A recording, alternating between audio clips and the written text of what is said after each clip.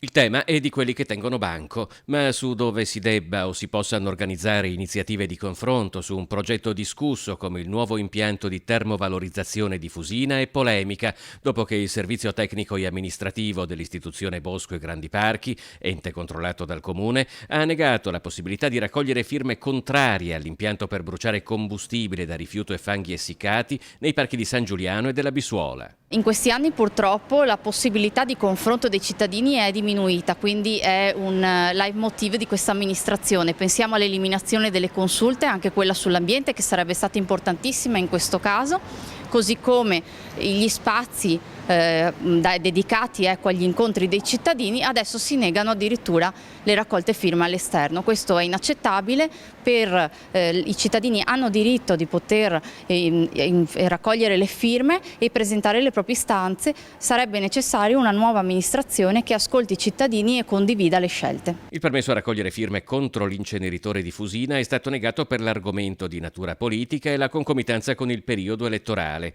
Contro il progetto si sono schierate diverse associazioni e la municipalità di Marghera ha promosso diverse iniziative di confronto, alle quali però non si sono visti rappresentanti dell'amministrazione comunale. Sin dall'inizio ha promosso iniziative di confronto con i cittadini, organizzando 2 incontri a Malcontenta per parlare direttamente quando il comune non si è minimamente mostrato attento a una discussione né con la municipalità e tantomeno con i cittadini. Non si è mai presentato e non abbiamo mai potuto discutere. Ora che i cittadini chiedono di poter dire la loro e raccogliere le firme, riteniamo che sia veramente folle questo atteggiamento, che invece debba essere completamente cambiato con un nuovo modo, anche coinvolgendo le stesse municipalità.